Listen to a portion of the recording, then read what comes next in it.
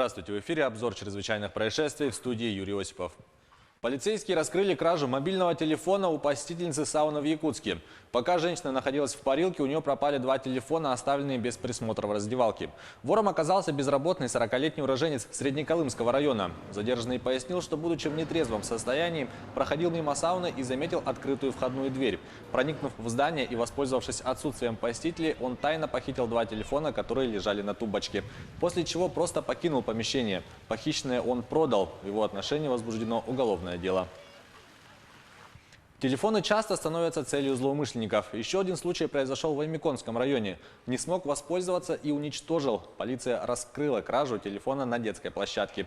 56-летняя бабушка, возвращаясь с детской площадки, обнаружила, что у внучки пропал сотовый телефон. Подозреваемым оказался 14-летний подросток. Он увидел выпавший из кармана девочки телефон и решил не возвращать его хозяйке. Но и воспользоваться им он не смог. По его словам, не сумев разблокировать экран, парень попросту разбил его. Под предлогом якобы выплаты компенсации мошенники обокрали жительницу Мирного. Ей позвонил на телефон неизвестный и представился мобильным оператором. Он сказал, что женщине положена денежная компенсация за год. По словам мошенника, перевод мог быть осуществлен только на другой номер, и поэтому неизвестные попросили дополнительно другой номер. Потерпевшая подключила своего сына, который как раз прилетел из другого города навестить ее. Сын заявительницы в это время диктовал мошенникам все коды, которые приходили к нему на телефон. Таким образом, мошенники сделали 8 списаний с карты потерпевшей и перечислили себе в общей сложности более 40 тысяч рублей. Мошенники очень изобретательны в погоне за легкими деньгами. В республике появился новый вид мобильного мошенничества. Неизвестные люди звонят в администрации поселений или жителям села, предлагают дизельное топливо и бензин на полцены. Для приобретения ГСМ по низкой цене мошенники предлагают собрать деньги и отправить на номер карты банка. На уловки мошенников попались жители одного из наслегов Оленёкского района. Они перевели на их счет сумму 150 тысяч рублей. Также выявлены случаи звонков мошенников жителям Сунтарского района. Сейчас сотрудники правоохранительных органов проводят следственные мероприятия по выявлению телефонных аферистов. По их информации, звонки идут на якутском языке, что вызывает больше доверия у сельчан. Также влияет тот факт, что в республике идет период заготовки кормов для скота, когда работникам сельского хозяйства ГСМ нужно в большем количестве. Пачки со стиральным порошком, продавшиеся и в одном из супермаркетов в Сан-Паулу, помимо моющего средства, содержали кокаин. Обнаружившие наркотик покупатели сообщили в полицию. Задержан один подозреваемый, рассказывает Сергей Берец. Под видом стирального порошка покупатели приобрели в одном из супермаркетов Сан-Паулу в Бразилии наркотики. Добросовестный гражданин, обнаруживший в коробке с моющим средством постороннее вещество, заявил об этом властям.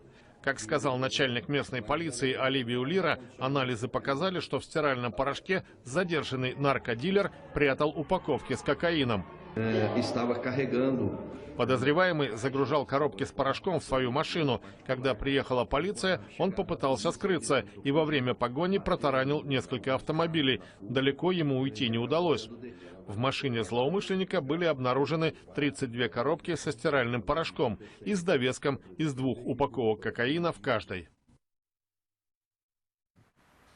В США лидера наркокартеля Синалоа Хоакина Гусмана, более известного как Эль Чапо, приговорили к пожизненному сроку.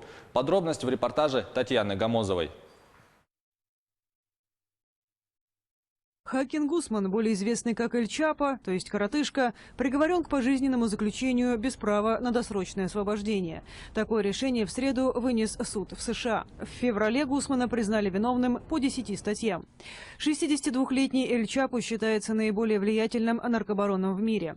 На протяжении десятилетий он руководил картелем Синалоа, занимавшимся контрабандой наркотиков в США на миллиарды долларов.